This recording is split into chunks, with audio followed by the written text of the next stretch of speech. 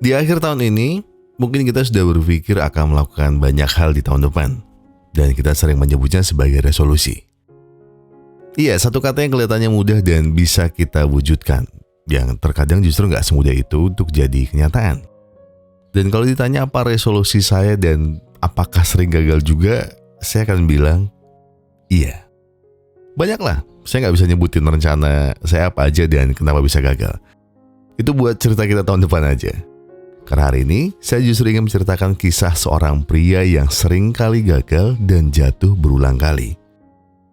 Pekerjaan kandas, orang tua kecewa, dan karena itu semua, istri yang ia kira akan sehidup semati, malah ikut meninggalkannya. Hingga di titik itulah, pria ini benar-benar merasa putus asa. Jangankan untuk memikirkan resolusi, untuk bertahan hidup pun, ia sudah tidak sanggup.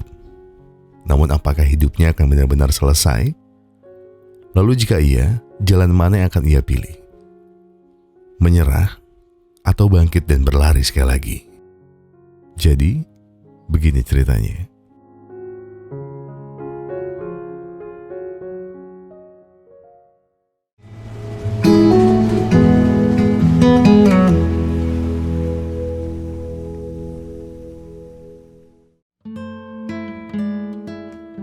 Di dalam hidup, pasti ada kalanya kita merasa hidup kita sudah berakhir dan tidak ada artinya lagi. Entah karena masalah ekonomi, masalah keluarga, atau masalah rumah tangga. Dan tidak jarang ada beberapa orang yang memilih mengakhiri hidupnya karena tak kuat menjalani hidupnya yang hancur. Dan rasanya Song Yingli adalah salah satunya. Dulunya ini adalah restoran ibunya yang diwariskan kepadanya. Namun semenjak ibunya tiada, Song justru ditinggalkan istrinya karena restoran mereka perlahan mulai bangkrut. Dan itu semua masih harus ditambah dengan hutangnya yang semakin menggunung. Maka dengan menenggak semua obat depresi ini, Song berharap dia tidak perlu lagi menderita. Namun di waktu yang tak terduga, tiba-tiba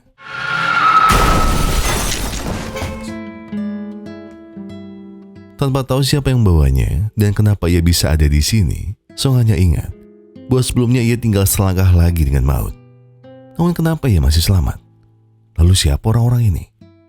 Dan ketika Song sedang mencerna semua masalahnya, ia justru dikagetkan dengan seorang anak bernama Xiaoju.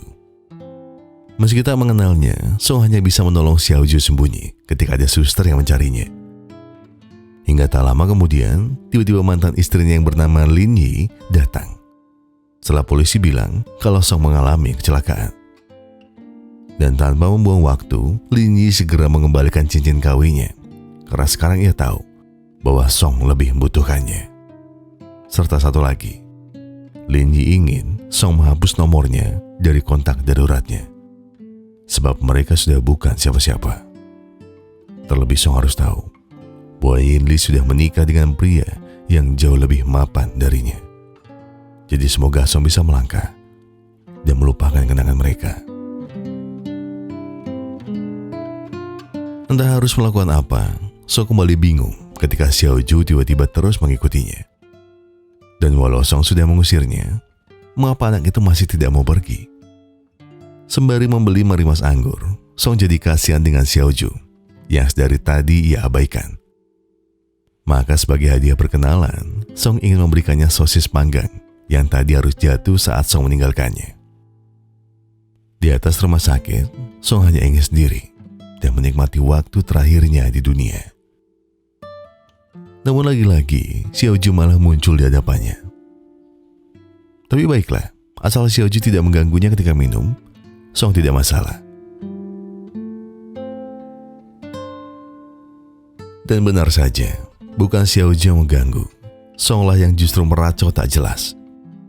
Di sana, Song bercerita bahwa hidupnya pernah begitu indah saat ia masih kuliah. Bersama dua sahabatnya, Song pernah bermimpi sangat tinggi. Namun ketika ibunya harus pergi dan rumah tangganya kandas, Song merasa tak ada lagi yang harus ia kejar. Lagi pula, apa yang bisa Song lakukan sebagai pengangguran? Namun terlepas dari itu, Song pun berbisik. Setelah ia meminum obat ini, pasti Song akan segera menyusul ibunya. Jadi sekarang, lebih baik Xiaoju kembali Karena orang tuanya pasti sedang mencarinya. Dan semoga sakit demam Xiaoju segera sembuh.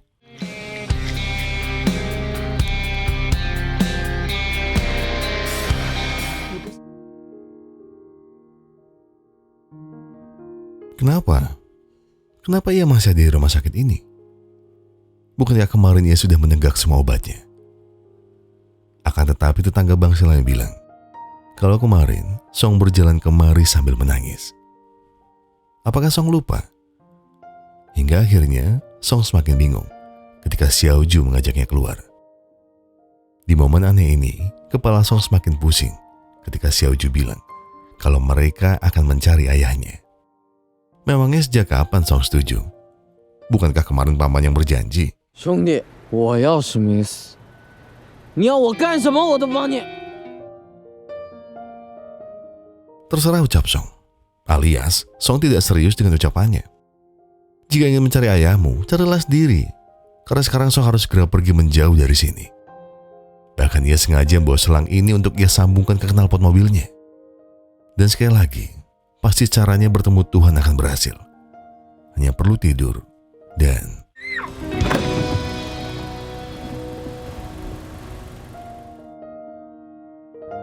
Tahu kalau Xiaoju sengaja menyelinap diam-diam. Detik itu juga, Song sudah tidak bisa menahan emosinya. Mengapa Xiaoju begitu keras kepala? Bukankah Song bilang jangan mengikutinya lagi? Namun alih-alih mendengarkan, Xiaoju justru sangat senang. Karena akhirnya dia bisa keluar dari rumah sakit. Walau dia mengajak Song bermain dan berkemah di sini, Song sudah tidak punya waktu. Namun di saat Song melihat Xiaoju sendirian, mungkin ia tidak punya pilihan selain menuruti permintaan anak itu.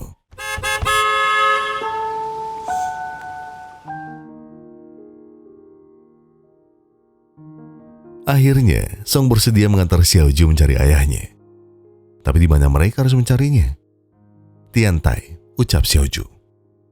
Meski tempatnya sangat jauh dari sini, tapi hanya Songlah harapan Xiaoju menemui ayahnya. Semuanya masih seperti harapan Xiaoju. Akan tetapi di saat mereka terjebak macet, teman mereka seperti akan kembali ke rumah sakit. Merasa kalau Song telah membohonginya, Xiaoju pun segera kabur karena ia tidak ingin kembali ke rumah sakit. Setelah kejar-kejaran dan menangkapnya lagi, Song heran kenapa ia tidak mau kembali ke rumah sakit. Itu karena Xiaoju sudah sembuh dan ibunya sangat sibuk. Jadi tak mungkin ia bisa mencari ayahnya selain bersama Song. Oke, coba hubungi ibumu dulu. Jika ia memberi izin, maka aku akan mengantarmu.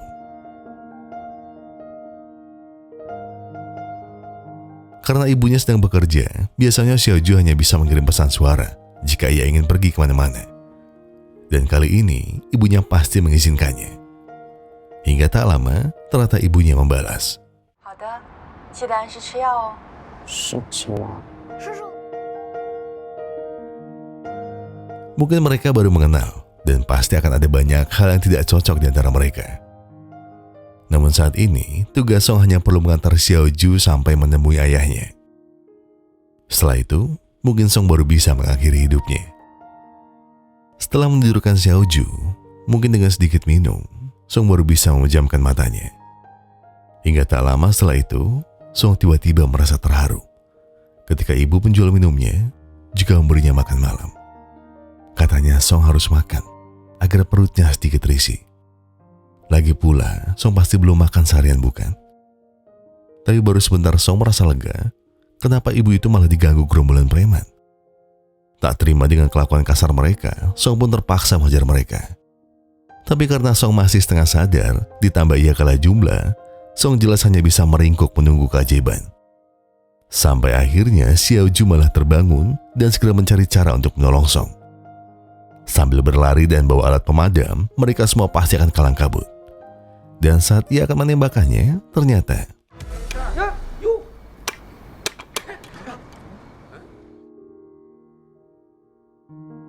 meski sempat hampir gagal, tapi Xiaoju akhirnya berhasil menyelamatkan Song.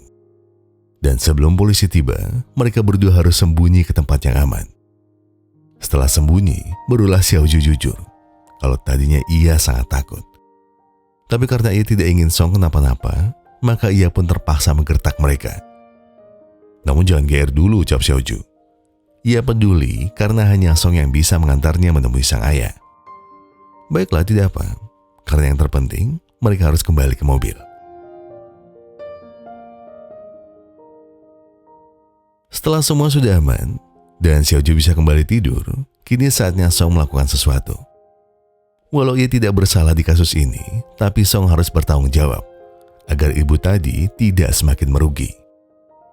Lagi pula, jika ini kesempatan terakhirnya berbuat baik, maka Song sangat senang bisa berguna untuk orang yang sudah baik kepadanya. Hingga keesokan paginya, Song rasa hanya mie inilah sisa harapan untuk mereka berdua. Dan selagi Song memasak, Xiaoju pun iseng bertanya, apakah Song biasa live TikTok? Jika iya, kenapa tidak dilanjutkan? Itu sudah lama, ucap Song. Ia biasa live hanya ketika memasak di restorannya dulu. Namun di saat mie-nya hampir matang, tiba-tiba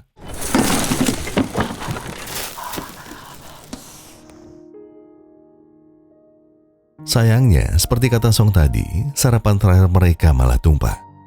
Namun Song masih punya cara terakhir, yakni menelpon sahabat kuliahnya di desa. Dan iya, Song langsung bilang bahwa ia ingin meminjam uang. Tapi sahabatnya bilang ia tidak akan meminjaminya kalau Song tidak menemuinya. Jadi semuanya terserah Song, mau menemuinya atau pergi tanpa uang sama sekali.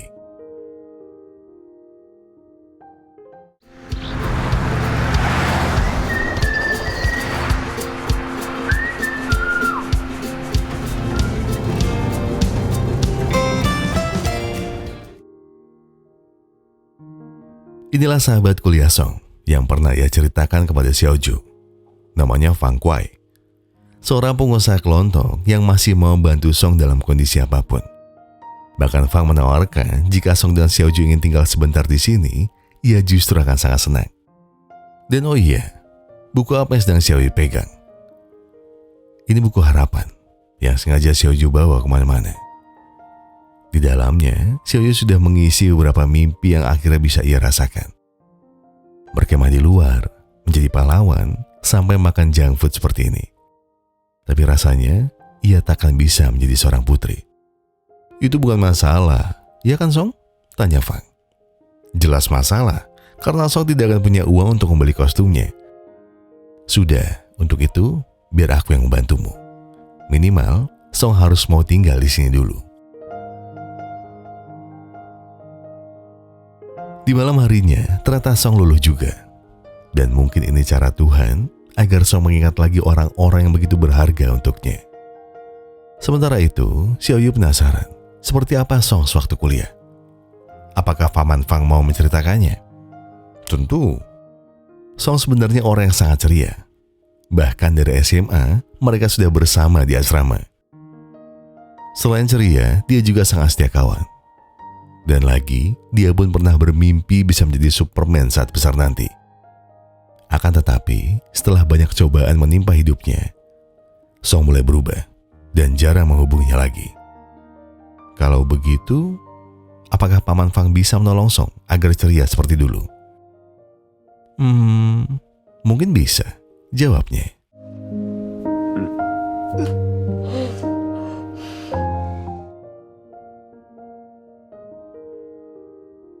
Ternyata keesokan harinya, Fang dan Xiaoyu benar-benar ingin menghibur Song. Meskipun Song bingung dengan pilihan kostum Xiaoyu dan kenapa ia harus ikut pakai kostum juga, namun pada akhirnya Song pun menurut. Lebih dari itu, ternyata Fang sudah merencanakan liburan ke Dufan agar Song tidak merasa sedih lagi. Ya, walau Song menjalaninya karena paksaan, tapi setidaknya Song tidak hanya murung dalam mobil.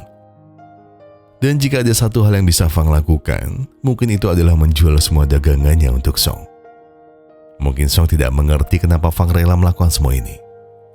Namun sepertinya Song lupa bahwa dialah satu-satunya sahabat yang tidak pernah menghina kekurangan fisiknya. Ketika semua orang meremehkan Fang, Song justru selalu ada dan mau menjadi teman cerita yang sangat Fang butuhkan. Uang mungkin bisa dicari lagi, tapi seorang sahabat yang mengasihimu lebih dari saudaramu sendiri tidak mungkin datang dua kali. Jadi setelah ini Fang harap Song tidak bosan untuk menerima kebaikan dari orang lain. Sebelum Song melanjutkan perjalanannya dengan Xiaoyu, Fang ingin sahabatnya menikmati setiap momen yang mereka lalui tanpa beban sama sekali. Ini bukanlah momen terakhir mereka.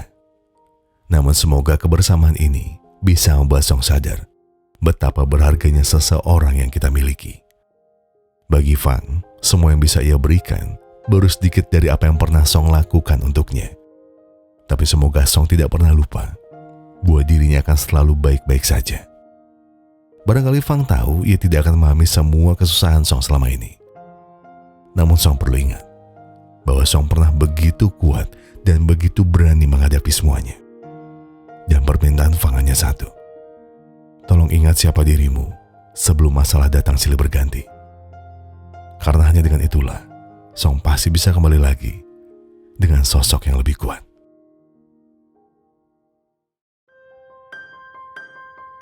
Akhirnya, pencarian ayah Xiaoyu kembali berlanjut. Tapi sayangnya di tengah jalan, mesin mobilnya malah mati tiba-tiba. Sembari mendorongnya, Song awalnya bingung kemana perginya Xiaoyu. Namun setelah dicek, anak itu ternyata ingin menolong Song. Walau Song tahu usaha Xiaoyu tidak banyak membantu, namun setidaknya Song mengerti bahwa Xiaoyu juga ingin berguna untuk membalas kebaikannya. Usai mendorong mobil sejauh ini, mereka tentu perlu makan dan bernafas sejenak. Namun belum lama mereka makan, mobil Song justru menabrak seorang wanita bernama Jingjing. Dan sebagai ganti ruginya, Jingjing ingin Song mengantarnya ke kantor, karena ia harus buru-buru bertemu bosnya. Namun di waktu bersamaan, Song dan Xiaoyu malah tak sengaja mendengar bahwa pacar Jingjing tiba-tiba memutuskannya. Meski sudah pacaran cukup lama, ternyata pacarnya tidak mau memberitahu apa alasannya putus. Maka sekarang Jingjing minta tolong supaya Song mengantarnya menemui pacarnya sekarang juga. Song dan Xiaoyu sebenarnya tak mau ikut campur dengan urusan Jingjing. Tapi karena kopernya ketinggalan, mau tidak mau mereka harus menunggu Jingjing selesai bertengkar. Dan setelah mendengar semuanya, barulah mereka tahu bahwa pria itu ternyata menyimpan wanita lain di apartemennya. Meski menyakitkan, tapi begitulah hubungan Jingjing harus berakhir. Setelah melihat Jingjing begitu murung, Xiaoyu bertanya pada Song, apakah putus cinta itu menyakitkan? Mungkin iya, mungkin juga enggak. Tapi dari pengalamannya, ya Song sudah mati rasa. Dan ia sudah tidak peduli bagaimana sakitnya kehilangan seseorang. Namun di saat itulah, tiba-tiba Jingjing malah lompat ke sebuah danau. Song yang berniat menolongnya pun akhirnya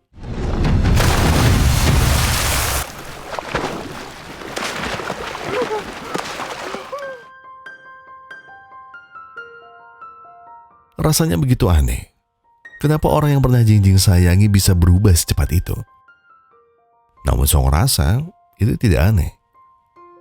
Karena sebenarnya berarti mantan Jingjing telah membuat alasan untuk pergi dengan sengaja. Dan sepertinya Song pernah mengalaminya. Dulu ia sangat percaya kepada mantan istrinya ketika ia berjanji akan selalu ada di sisinya. Namun kenyataannya, ketika Song bangkrut dan menganggur, wanita itu justru meninggalkannya. Tak lama setelah Song menceritakan kisahnya, Song heran ketika tiba-tiba Jingjing langsung bersiap untuk kembali kerja. Bukankah Jingjing baru saja putus? Kenapa ia masih semangat? Bukannya menjawab, Jingjing justru berkata, kalau itu hanya perasaan yang sementara. Dan bukankah kehidupan harus tetap berjalan? Iya kan? Mungkin kamu boleh kehilangan cintamu, keluargamu, atau apapun itu. Tapi setidaknya jangan pernah kehilangan dirimu sendiri. Dan iya, itulah pesan yang Jingjing katakan sebelum ia pergi. Walau mereka baru bertemu, tapi Jingjing yakin bahwa Song pasti bisa melalui semuanya. Dan sebelum mereka mencari ayah Xiaoyu lagi, sepertinya ada satu hal yang perlu Song lakukan untuk Jingjing. 你是同城快递。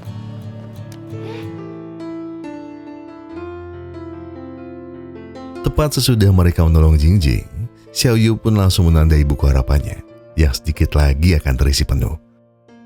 Bahkan dari setiap waktu yang mereka habiskan bersama, Xiaoyu tidak pernah membayangkan kalau Song perlahan mulai ceria kembali.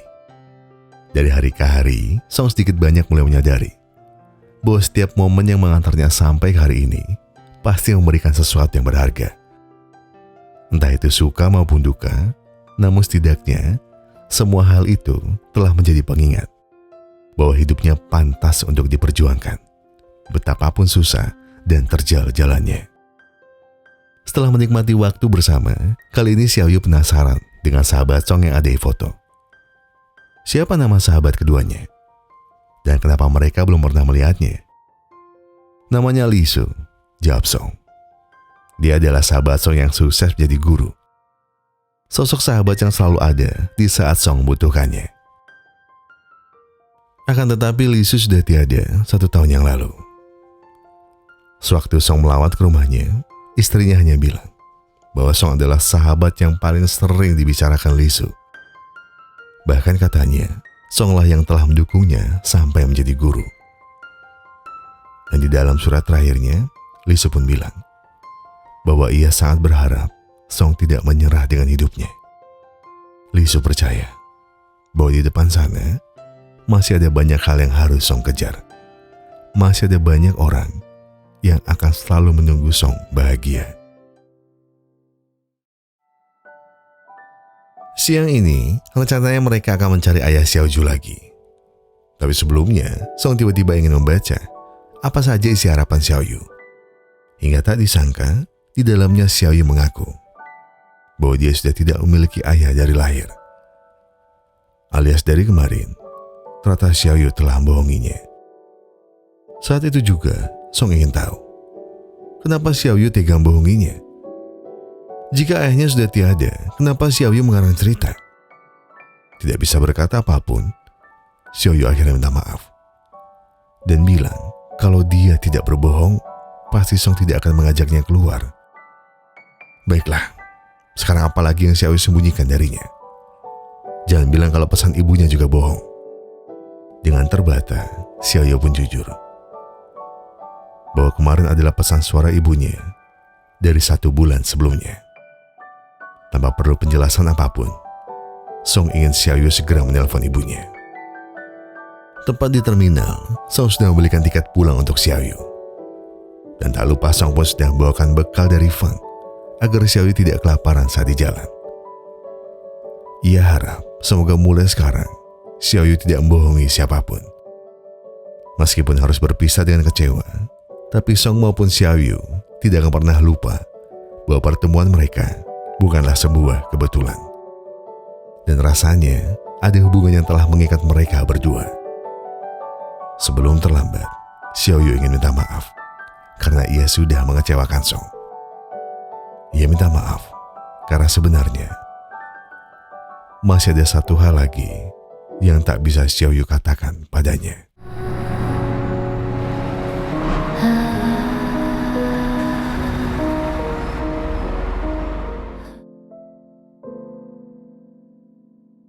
Hanya butuh 1 detik untuk Song akhirnya mengerti bahwa ia tidak seharusnya melepaskan Xiaoyu dengan keadaannya sekarang. Sejujurnya, walau Song belum tahu penyakit apa yang Xiaoyu alami, namun sekarang Song hanya ingin berdua lagi dengannya, mendengarkan apapun ceritanya, dan apa yang bisa Song lakukan untuk anak sebaik Xiaoyu. Iya, di tengah hujan lebat, Xiaoyu baru mengaku bahwa ia selama ini menderita kanker otak yang langka. Dulu dia pernah punya teman sekamar yang sangat baik, persis seperti Song yang telah merawat dan melindunginya. Akan tetapi, setelah ia dioperasi, sayangnya kakak itu tidak pernah kembali lagi. Dan karena alasan itulah, Xiaoyu jadi takut dan sengaja pergi dari rumah sakit. Mendengarnya, Song jadi mengerti bahwa Xiaoyu tidak bermaksud bohonginya. Namun jika boleh bercerita juga, Song sebenarnya punya 1 rahasia lagi. Salah satu alasan kenapa Song sangat ingin pergi dari dunia ini, karena sebenarnya ia masih belum bisa memaafkan dirinya sendiri.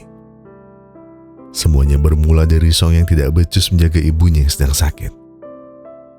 Kata dokter, ibunya terkena Alzheimer. Dan akibatnya, ibunya mungkin tak akan bisa mengingat siapapun, bahkan dirinya sendiri. Sampai akhirnya, ketika Song sedang bertengkar hebat dengan istrinya, ibunya malah melompat dari atas rumah. dan tidak bisa diselamatkan lagi. Setelah Song mengungkapkan semua perasaannya, Xiaoyu tiba-tiba berkata, jika ia ingin Song mengerti bahwa itu bukanlah kesalahannya. Dan satu hal yang pasti, seorang ibu tak akan benci anaknya. Jadi semua pilihannya di tangan Song. Mau memaafkan semua yang berlalu atau tidak. Karena jika Xiaoyu masih punya umur yang panjang, pasti Xiaoyu tak akan mudah menyerah dengan hidupnya. Bahkan jika Xiaoyu masih ada sampai hari ini, Xiaoyu tidak akan menyesal sedikit pun. Dan Song harus bisa berjuang demi hidupnya yang berharga. Semuanya mungkin tak akan pernah bisa Song terima seandainya ia tidak pernah bertemu Xiaoyu. Sosok malaikat kecil yang perlahan menjadi penguatnya. Ketika seisi dunia tidak melihat usahanya. Dan saat Song akan memejamkan mata, tiba-tiba Xiaoyu terbangun dan berkata kalau kepalanya sakit. Dengan semua waktu yang tersisa, Song berharap semoga Xiaoyu masih bisa selamat. Sebab jika tidak, mungkin ia tak akan bisa memaafkan dirinya sendiri. Xiaoyu, tolong bertahanlah sedikit lagi. Tolong jangan pergi, karena masih ada dunia yang menunggumu. Sambil termenung di luar, Song tidak ingin kehilangan untuk dua kalinya. Akan tetapi ketika Song coba menunggu, ia justru ditangkap oleh polisi. Karena itu dia menculik Xiaoyu dari rumah sakit.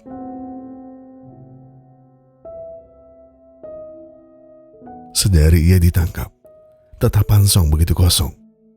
Seakan ia ingin bilang bahwa ia tidak bersalah dan ia ingin segera kembali untuk menemui Xiaoyu. Hingga tak berapa lama, polisi pun membebaskannya. Karena Xiaoyu sendiri yang sudah memohon kepada ibunya.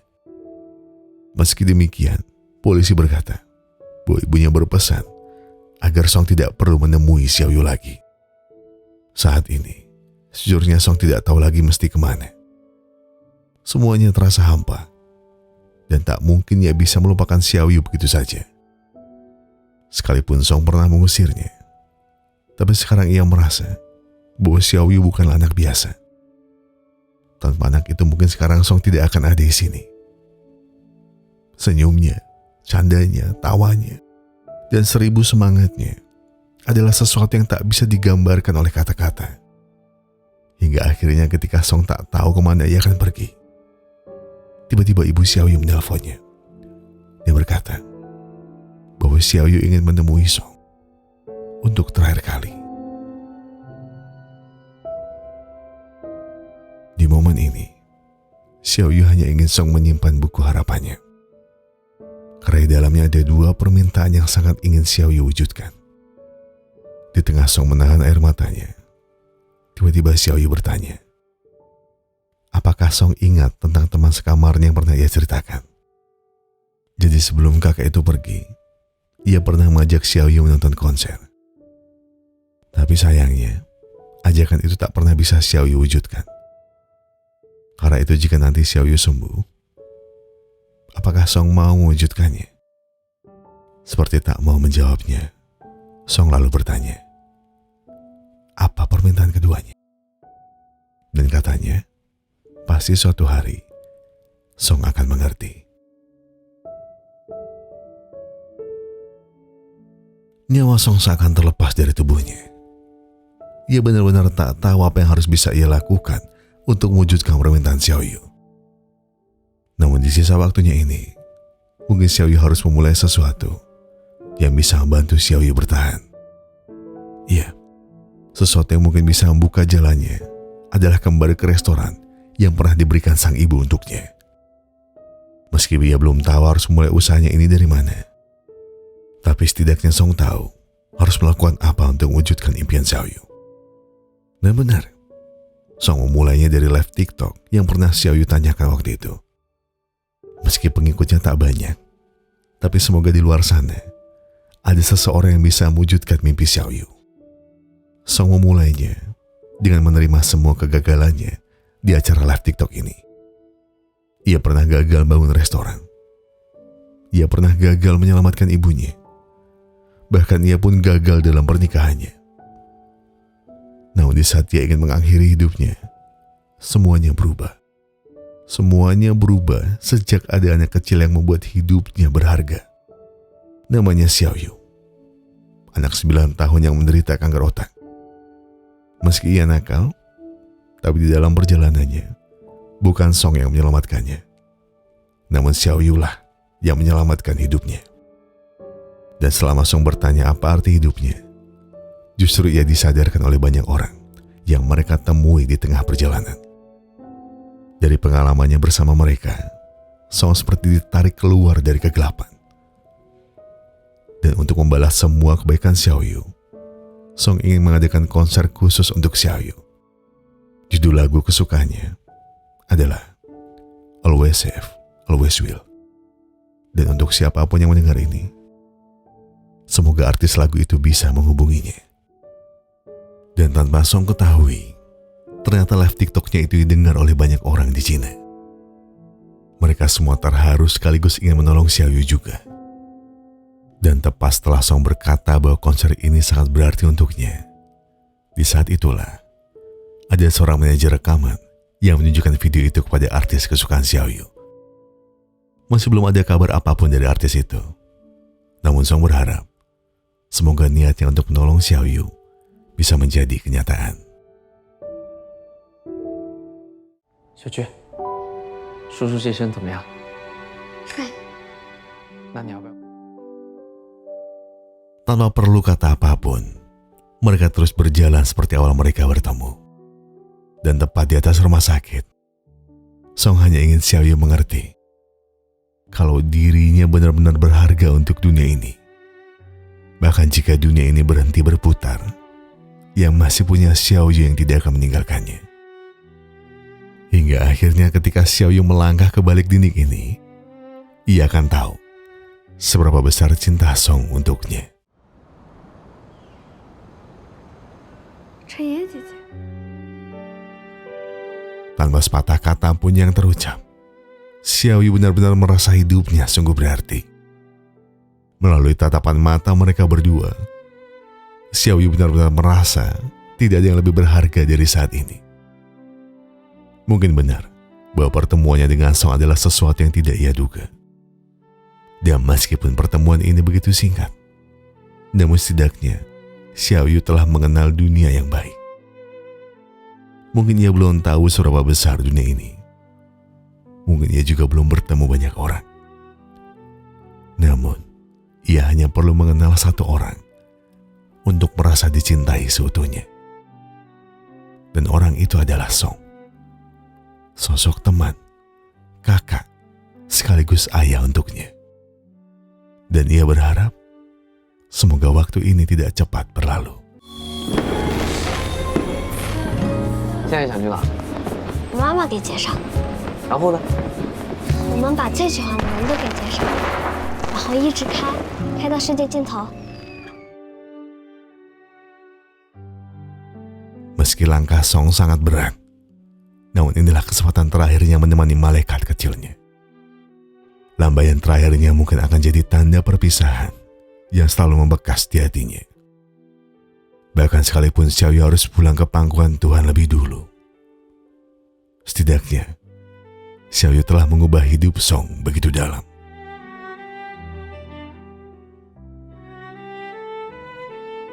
Setelah melalui 1 tahun yang tidak mudah, kini Song tetap melanjutkan hidupnya. Seperti saat Xiaoyu masih bersamanya. Ini jelas bukan jalan yang mudah. Bahkan Song harus mulai restorannya dari bawah lagi.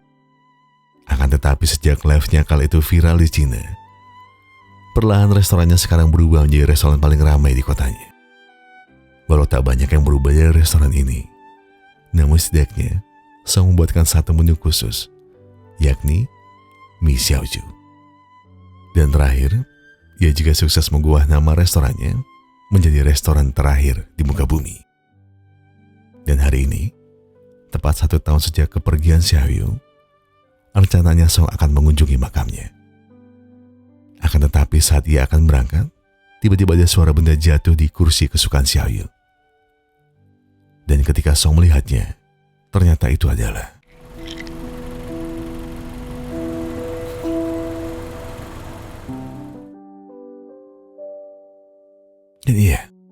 Ternyata malam itu, saat Song beritahu bahwa dia akan pergi dengan obat depresinya, diam-diam ternyata Xiaoyu sengaja menukar dengan obat miliknya saat Song sedang putus asa. Dan di saat Song membaca tulisan terakhir Xiaoyu, kedua kakinya terasa sangat lemas. Karena tanpa ia ketahui, ternyata Xiaoyu juga telah membawanya kembali dari atas rumah sakit. Walau Xiaoyu belum tahu apakah Song orang baik atau bukan, namun ketika Song coba mengakhiri hidupnya, Xiaoyu tahu bahwa Song adalah pria yang bodoh. Meski begitu, jika Song ingin tahu kenapa ia tetap menolongnya, itu karena Xiaoyu ingin memberitahu bahwa hidup begitu indah dan hanya itu yang kita punya. Dan terakhir, sebelum Xiaoyu memberitahu apa permintaan keduanya, Xiaoyu ingin Song mengerti bahwa ia sangat menyayangi Song dengan apa adanya. Dan iya, Xiaoyu sengaja mengarang cerita tentang ayahnya hanya agar Song punya banyak hal yang ingin dia lakukan. Dan semata-mata Xiaoyu berharap dengan itu Song tidak mengakhiri hidupnya. Dan oh iya, jika sekarang paman ada di depan makamku, tolong baca halaman terakhir dari buku itu. Aku ingin paman tahu bahwa paman Song harus tetap menjalani hidup apapun yang terjadi. Dan iya, permintaan terakhirku hanya itu. Tolong tetaplah hidup dan jangan menyerah dengan badai masalah.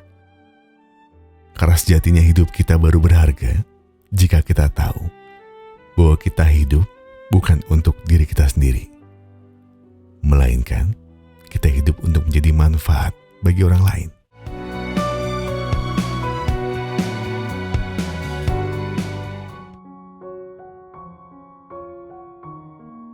Ya, kalau dipikir-pikir, hidup itu tuh emang sering banget berjalan tidak seperti yang kita bayangkan. Banyak rencana gagal, banyak hal yang kita mulai dengan yakin tapi berhenti tengah jalan. Ada masa ketika kita merasa sendirian, bukan karena tidak ada siapa-siapa, tapi karena kita tidak tahu harus berbagi dengan siapa. Dan Song Yingli juga ada di titik itu. Ia terus berjalan, menjalani hari, melakukan apa yang seharusnya dilakukan. Tapi jauh di dalam dirinya, ia sendiri tidak tahu apa yang sedang ia cari. Dan mungkin kita pun sering begitu. Kita terlihat baik-baik saja di luar, padahal di dalam kita masih berusaha memahami diri sendiri.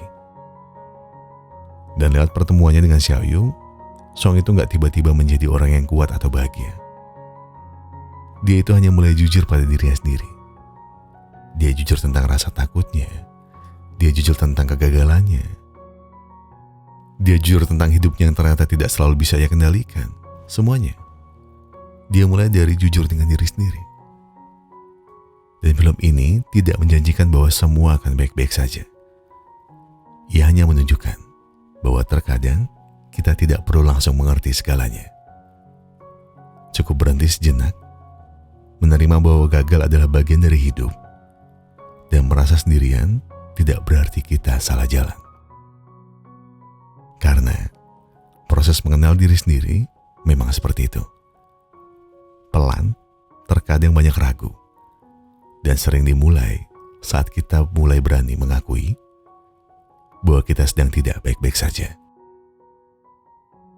Saya Goku Nasib dan tim Pusra Glory mengucapkan terima kasih. Terima kasih buat yang sudah menonton videonya sampai habis. Terima kasih buat yang sudah memberikan like, memberikan komentar, dan juga mencet tombol thanks ya. Karena apapun yang kalian lakukan sampai hari ini, sampai di akhir tahun ini, itu sudah sangat membantu channel ini berkembang sampai hari ini.